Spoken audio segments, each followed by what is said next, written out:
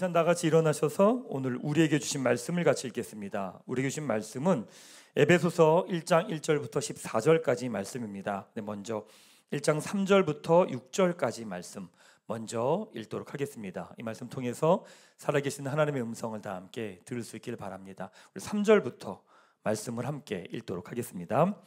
찬송하리로다 하나님 곧 우리 주 예수 그리스도의 아버지께서 그리스도 안에서 하늘에 속한 모든 신령한 복을 우리에게 주시되 곧 창세전에 그리스도 안에서 우리를 택하사 우리로 사랑 안에서 그 앞에 거룩하고 흠이 없게 하시려고 그 기쁘신 뜻대로 우리를 예정하사 예수 그리스도로 말미암아 자기의 아들들이 되게 하셨으니 이는 그가 사랑하시는 자 안에서 우리에게 거저 주시는 바 그의 은혜의 영광을 찬송하게 하려는 것이라. 아멘. 그 자리에 앉으시기 바랍니다. 가슴에 손을 대고 제가 하는 기도 따라하겠습니다. 하나님은 나를 사랑하십니다. 나는 그 사랑 안에 있습니다.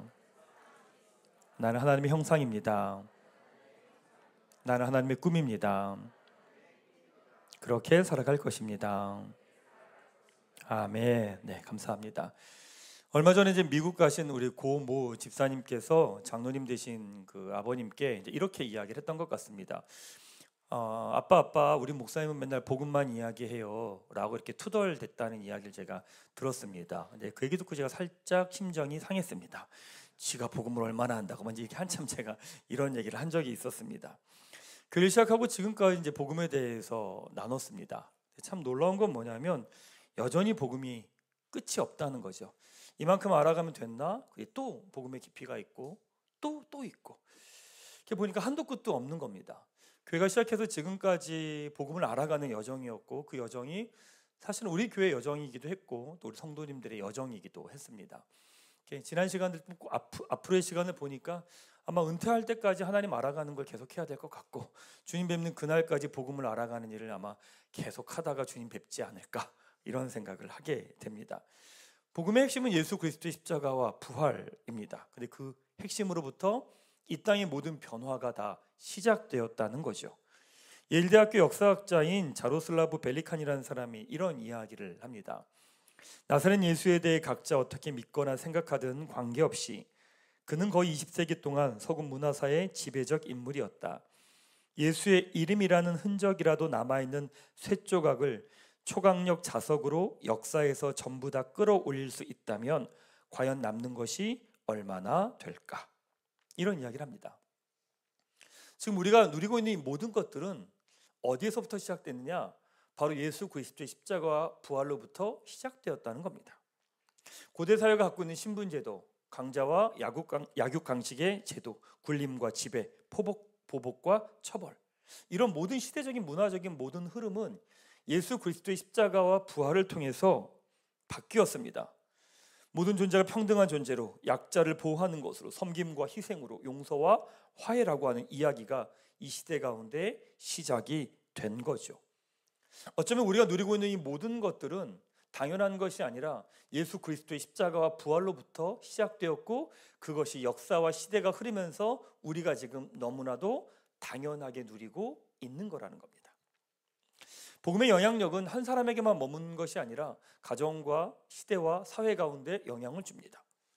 또 어떻게 그런 걸까? 복음은 어떤 것일기에 한 사람에게 머무는 것이 아니라 가정과 시대와 사회 가운데 영향을 주는 걸까? 오늘 그 부분을 여러분하고 조금 나누려고 합니다. 오늘 본문 이렇게 말씀하죠. 3절 말씀 같이 한번 읽도록 하겠습니다.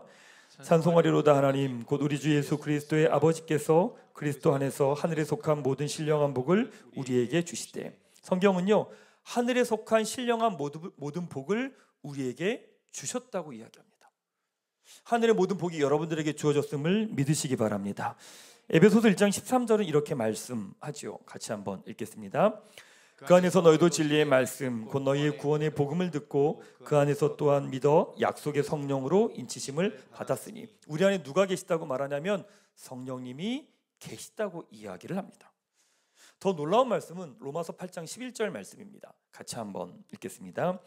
예수를 죽은 자 가운데서 살리신 이의 영이 너희 안에 거하시면 그리스도 예수를 죽은 자 가운데서 살리신 이가 너희 안에 거하시는 그의 영으로 말미암아 너희 죽을 몸도 살리시리라. 예수님을 믿을 때 우리에게 계신 성령님이 어떤 성령님이냐면 죽은 예수를 다시 살리신 그 영과 동일한 성령님이라는 겁니다. 예수님을 살리신 그 성령님은 완벽한 성령님이고 우리 안에 계신 성령님은 모자르고 연약하고 부족한 성령이 아니라 그 성령님과 우리 안에 계신 성령님은 같은 성령님이라는 겁니다. 정리해보면 하나님은 예수님의 십자가 부활을 통해 하늘의 모든 신령한 복을 이미 우리에게 주셨고 그 복을 누릴 수 있도록 우리 안에 성령님으로 임하여 계신다고 이야기합니다. 성경은 뭐라고 말하냐면 모든 은혜와 복이 이미 우리 안에 주어졌고 우리가 그것을 사용할 수 있는 힘도 이미 우리에게 주어졌다고 이야기합니다. 그래서 사도 바울이 빌립보서 4장 13절에 이렇게 고백하는 거예요. 같이 한번 읽겠습니다. 시작. 내게 능력 주시는 자 안에서 내가 모든 것을 할 수 있느니라. 아멘. 이 말씀 믿으십니까? 이 말씀을 깊이 받아들이십니까? 이 말씀은 제가 여러분들을 격려하려고 하는 이야기가 아닙니다. 하나님께서 예수님을 통해서 이 땅 가운데 이루신 영적 사실을 기초로 여러분에게 전한 말씀입니다. 하나님께서 우리에게 모든 것을 다 주셨고 그리고 그 모든 것을 누릴 수 있도록 성령님도 우리 안에 계시는데 우리는 늘 부족하다고 말합니다. 모자르다고 말합니다. 할 수 없다고 말합니다. 안 된다라고 이야기합니다. 가능하지 않다고 이야기합니다. 그리고 우리는 주저앉아 있습니다. 요한복음 6장 35절에 이렇게 말씀합니다. 같이 한번 읽겠습니다. 예수께서 이르시되 나는 생명의 떡이니 내게 오는 자는 결코 줄이지 아니할 터이요 나를 믿는 자는 영원히 목마르지 아니하리라. 예수님께 나오는 자는 영원히 목마르지 않는다고 이야기하십니다. 근데 우리는 목마릅니다. 우리 더 무엇인가를 끊임없이 찾아다닙니다. 근데 예수님 뭐라고 말하느냐? 내게 오는 자는 목마르지 않을 거라고 이야기하시죠. 도대체 뭐가 잘못된 걸까? 직설적으로 이야기하면 예수님이 잘못된 걸까? 내가 잘못된 걸까? 말씀이 잘못된 걸까? 내가 잘못된 걸까? 인정하기 애매하고 불편하지만 내가 잘못된 것이겠죠.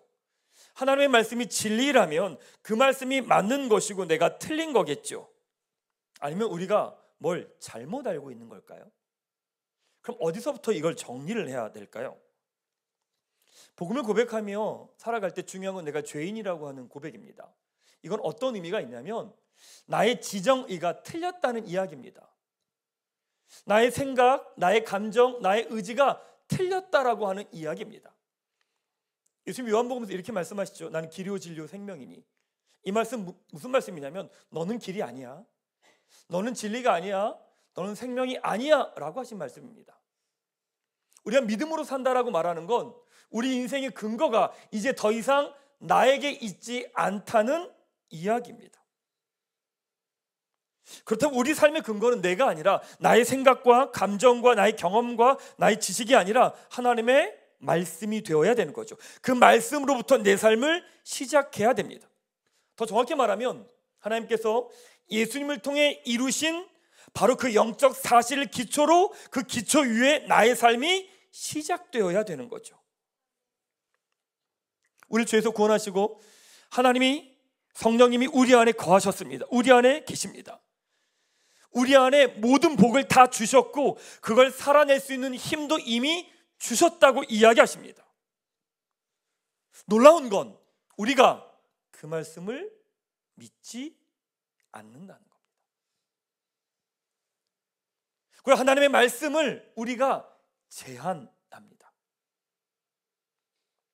지난주에 말씀을 묵상하다가 하나님이 저에게 되게 쿵 치신 이야기가 있습니다. 시편 78편에 이런 말씀이 있습니다.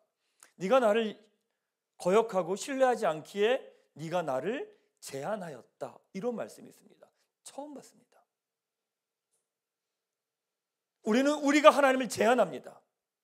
나의 경험으로, 나의 지식으로, 나의 살아온 삶으로 하나님을 제한합니다. 그 자리에 하나님 일하시지 않으셔. 그 자리에 하나님 역사하지 않으셔. 그러기에 내 힘으로, 내 능력으로, 내 방법을 가지고 살아가려고 발버둥을 치는 거죠. 놀랍죠? 하늘의 신령한 모든 복이 우리에게 이미 주어졌다고 말씀하십니다. 아멘. 사랑하는 여러분, 이 말씀을 한 주간 깊이 묵상하십시오. 에베소서 1장 3절의 말씀, 하늘에 신령한 모든 복을 주셨다라고 하는 이 말씀을 묵상하십시오. 여러분이 그렇게 하찮은 존재가 아니에요. 여러분이 그렇게 부족하고 모자란 존재가 아니에요. 왜요? 우리 안에 성령님이 계시고 그것을 감당할 수 있는 모든 힘을 다 주셨다라고 말씀하시거든요. 아멘? 여기서부터 시작하는 거예요. 우리의 삶은 여기에서부터 시작하는 거죠.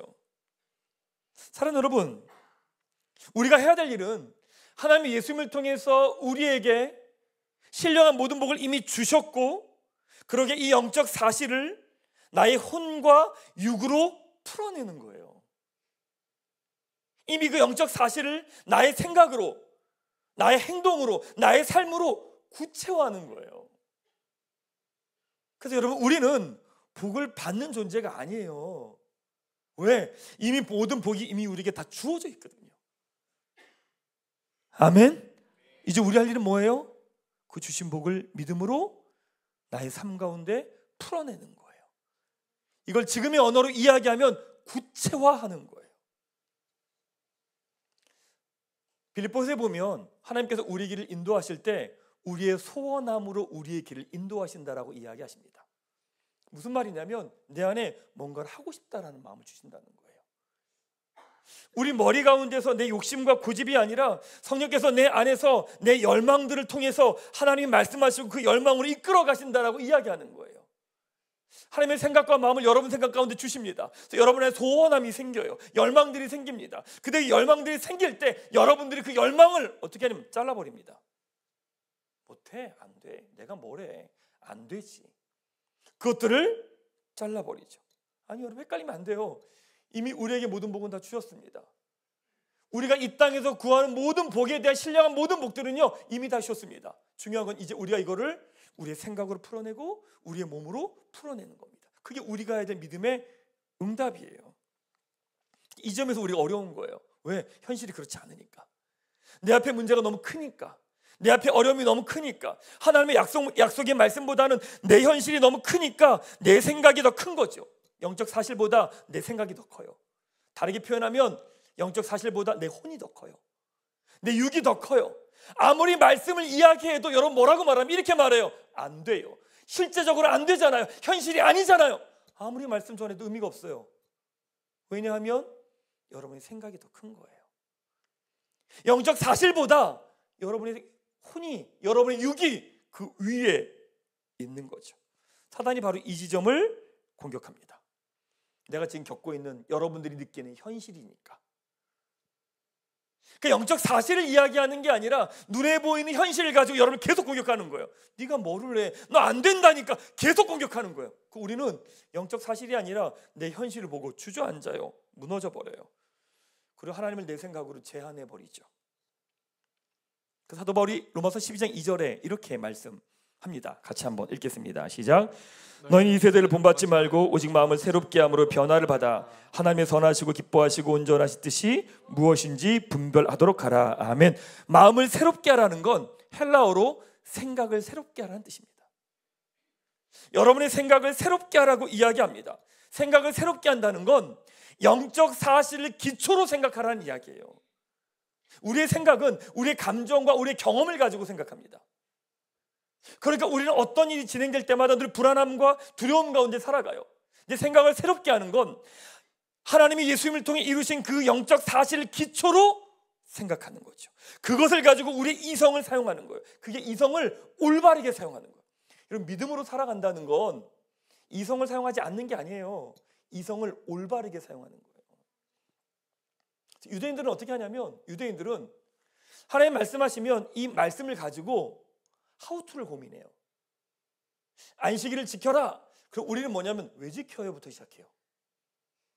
우리는 하나님 말씀하시면 안식일 지켜라. 그걸 왜 지켜야 돼요? 이 싸움을 하는 거니까 그 한 단계 이상을 넘어가지 못해요.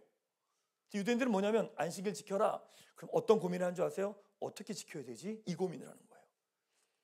그래서 나온 게 탈무드예요.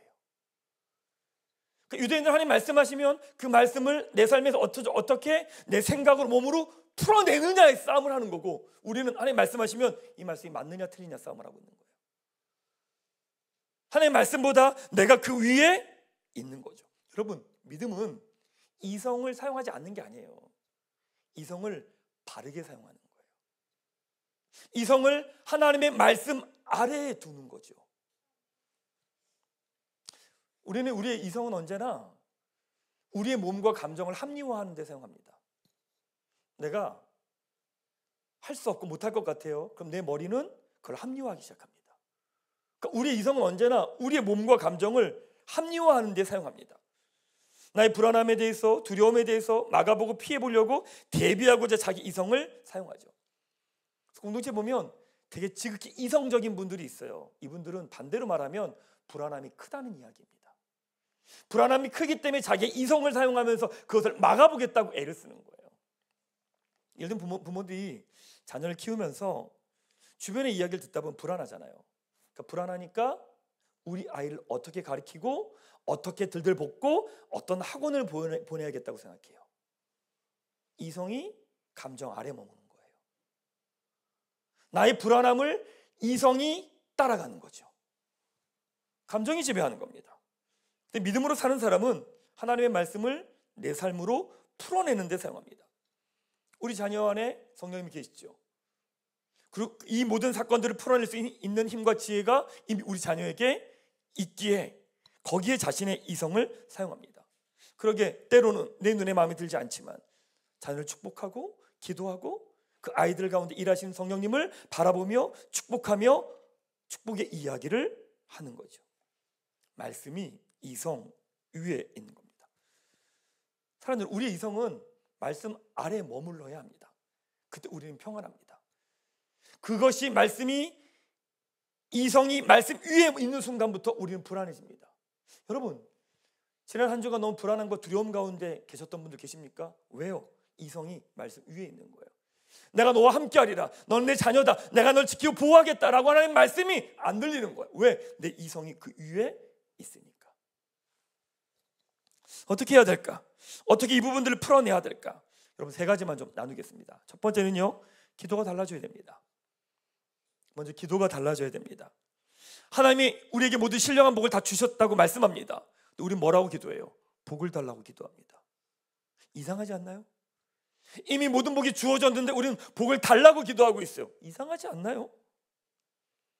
모든 복을 주셨는데, 살아갈 수 있는 힘도 우리에게 주셨는데 우리는 계속 복을 달라고 이야기합니다. 사실 우리 할 일은 명확합니다. 영적 사실을 이 땅에서 구체화하고 드러내는 것, 그 시작이 바로 기도입니다. 그래서 기도가 달라져야 돼요. 여러분, 하나님 복을 더하여 주십시오, 물질과 건강의 복을 더하여 주십시오, 우린 그렇게 기도하죠. 왜냐하면 내가 보기에 부족하니까, 내가 보기에 모자르다고 생각하니까. 이런 기도는 현실과 감정에서 나온 기도입니다. 신앙생활 처음 할 땐 이렇게 기도해도 됩니다. 신앙의 성장이 갔을 땐 우리의 기도는 영적 사실에서 나온 기도여야 됩니다. 하나님께서 이미 우리에게 모든 은혜와 복을 주셨죠. 그럼 그 기도에 대한 첫 시작이 뭘까요? 감사입니다. 하나님, 지혜와 능력을 주셔서 감사합니다. 이미 여러분이 구하는 모든 것들은 이미 우리 안에 다 주셨습니다. 하나님, 물질과 건강과 자녀의 복을 주셔서 감사합니다. 이제 그것을 믿으며 드러나기 원합니다. 내 안에 있는 불안함과 두려움을 넘어 믿음의 걸음을 걸어가게 하여 주시옵소서. 이게 우리의 기도예요. 없는 걸 달라고 구하는 것이 아니라 이미 주셨기에 이것들이 드러나도록 내가 믿음의 걸음을 걸어가게 해주십시오. 이게 기도입니다. 사도 바울이 에베소서 1장 17절에서 19절에 그러니까 이렇게 기도하는 거예요. 같이 한번 읽도록 하겠습니다. 우리 주 예수 그리스도의 하나님 영광의 아버지께서 지혜와 계시의 영을 너희에게 주사 하나님을 알게 하시고 너희 마음의 눈을 밝히사 그의 부르심의 소망이 무엇이며 성도 안에서 그 기업의 영광의 풍성함이 무엇이며 그의 힘의 유력으로 역사하심을 따라 믿는 우리에게 베푸신 능력의 지극히 크심이 어떠한 것을 너희로 알게 하시기를 구하노라. 아멘. 무슨 말이냐면 너에게 다 이루어졌다는 거예요. 근데 그것을 보는 영적인 눈이 열리기를 구한다는 게 사도 바울의 기도예요. 사랑하는 여러분, 이미 여러분들이 구하고 있는 것들이 이미 여러분에게 주어졌다고 믿으십니까? 갈등이 생기는 거죠. 갈등이 생기는 거예요. 성경은 이미 주어졌다고 이야기합니다.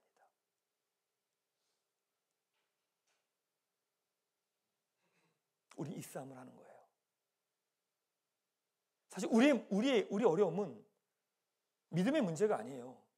성령님이 우리 안에 계시기 때문에 우리의 믿음은 온전해요. 뭐가 문제냐면 불신의 문제예요. 하나님 신뢰하지 않아요.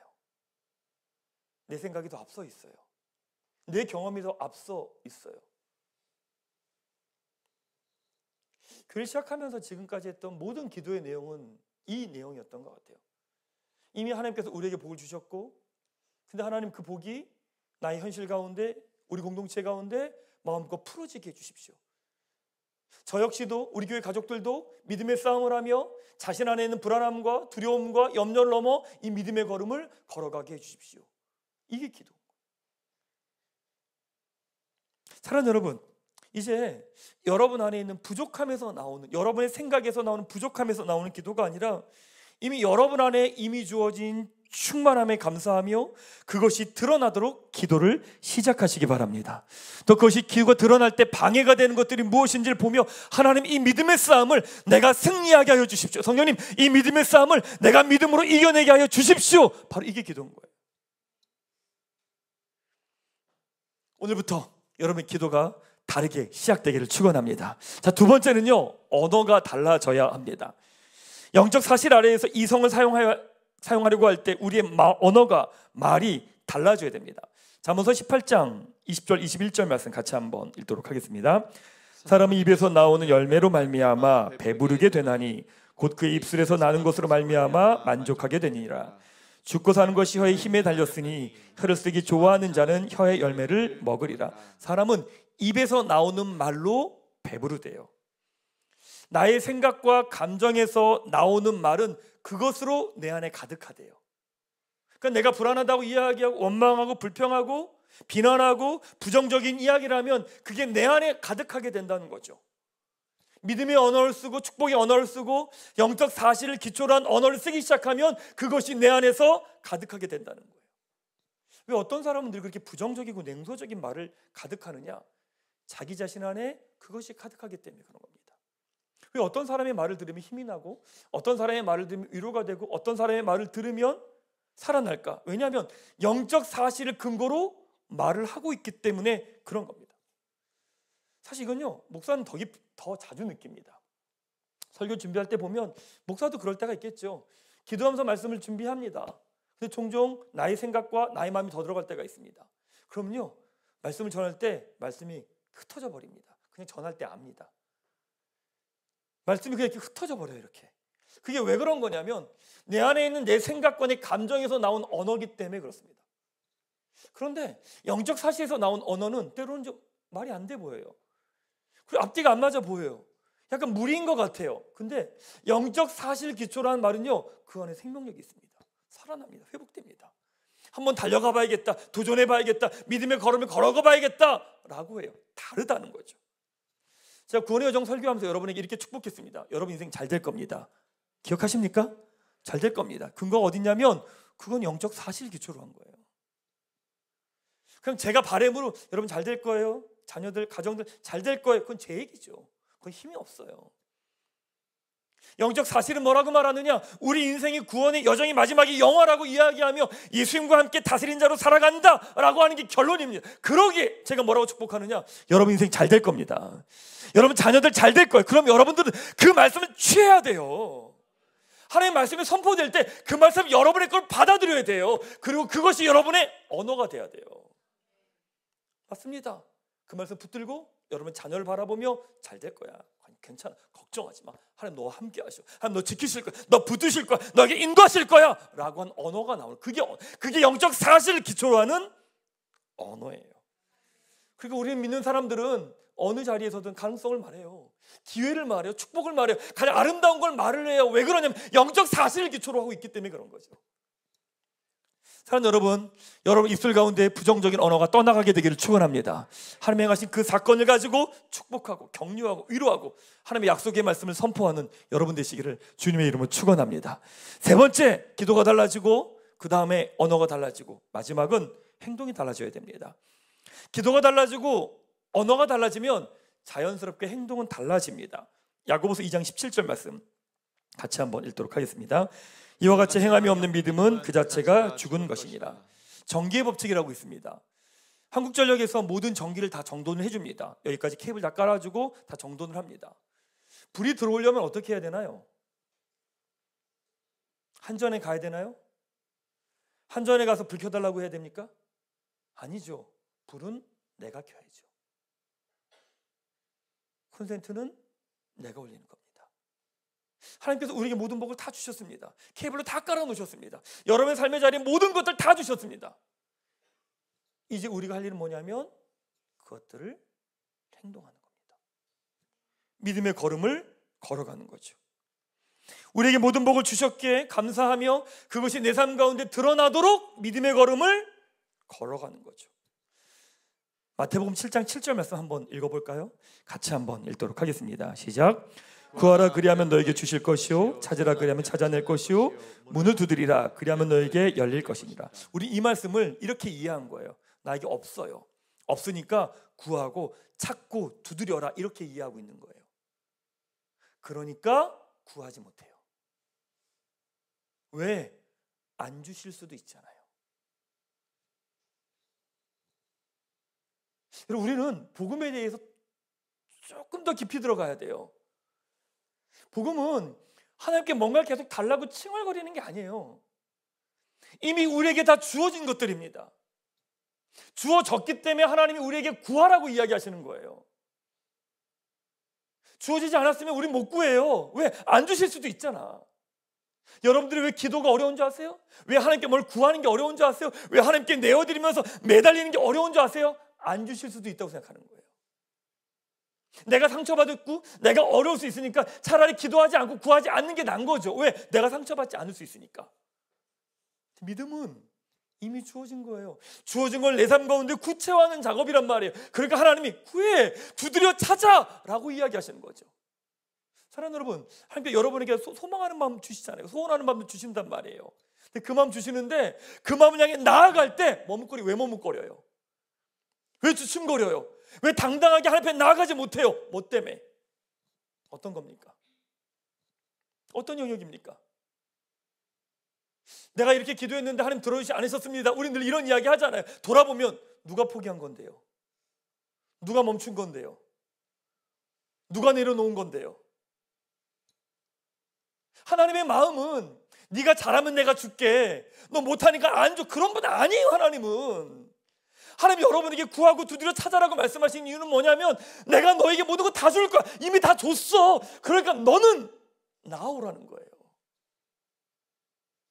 우리가 믿음의 걸음을 한 걸음을 내딛기를 기다리시는 거예요. 그게 마태복음 7장 7절의 말씀인 겁니다. 마태복음 7장 7절 좀 다르게 보이십니까? 하나님이 없으니까 우리가 달라고 구하면서 하나님이 줄까 말까 그런 건 아니라는 거예요. 이미 다 주셨음을 믿으시기 바랍니다. 이제 우리 할 일은 그 믿음을 갖고 걸음을 내딛는 겁니다. 근데 여러분, 결단도 아니에요. 그건 상식이지. 주실 건데 뭐. 주실 거니까 이 길을 가는 거예요. 주실 거니까. 믿음이 없는데 해야지 하니까 마음이 버거운 거예요. 주실 건데 뭐. 그럼 그 길을 가는 거예요. 제가 저희 성도님들하고 기도할 때 그런 이야기 하거든요. 기도는 그냥 하는 거라고. 기도는 결과의 문제가 아니라고. 그냥 걸어가는 거라고. 저 길 걸어가요. 하나님께 막 기도해요. 안 주시면 어떡하지? 줄까 말까? 아니요. 이미 다 주셨어요. 그럼 우리는 어떻게 하는 거예요? 이 걸음을 그냥 걸어가는 거예요. 나에게 주어지는 것이 뭐든. 근데 이 과정을 통해 내 안에 묶이고 매였던 것들이 풀어지고 자유하게 되는 거죠. 사랑하는 여러분, 이제 말씀대로 기도하고 그 말씀을 내 입술로 고백하고 선포하며 한 걸음 믿음의 걸음을 디드십시오. 콘센트는 여러분이 켜야 됩니다. 하나님이 다 준비하셨습니다. 하나님이 다 세팅해 놓으셨습니다. 콘센트는 여러분이, 스위치는 여러분이 올리셔야 됩니다. 여러분 올리면 됩니다. 하나님을 향한 믿음으로 발걸음을 디드십시오. 하나님은 인색하신 분 아닙니다. 하나님은 잘하면 주고 아니면 벌 주고 이런 분 아닙니다. 가장 좋은 걸 주고 싶기에 우리의 모든 것을 이미 주셨고 그것들을 풀어내기 원하시는 분이십니다. 오늘 예배하고 기도할 때 다시금 여러분 안에 믿음의 기도가 시작되고 믿음의 언어가 시작되고 믿음의 행동의 결단이 있는 이 시간 되기를 주님의 이름으로 축원합니다. 자, 말씀을 마무리하겠습니다. 우리의 문제는 믿음의 문제가 아니라 불신의 문제입니다. 하나님을 신뢰하지 않는다는 거예요. 하늘의 신령한 복은 이미 우리에게 주어졌습니다. 우리 안에 또 성령님이 계시기 때문이죠. 우리가 그걸 믿음으로 걸어가기를 원하십니다. 나의 불신이 하나님을 제한해요. 이건 안 돼, 할 수 없어, 하나님 이건 행하지 않으셔. 사랑하는 여러분, 우리는 복을 더 받는 존재가 아닙니다. 이미 받은 복을 풀어내는 존재입니다. 여러분 안에 그렇게 간구하고 기도하고 있는 모든 것들 이미 여러분에게 주어졌음을 믿으시기 바랍니다. 이제 그것들을 믿음으로 풀어내십시오. 기도함으로 감사하며 찬양하며 한 걸음 디디십시오. 하나님의 일하심들이 여러분들의 사건으로 경험될 겁니다. 하나님 이루신 놀라운 복을 마음껏 누리는 우리 교회 가족들 되시기를 주님의 이름으로 축원합니다.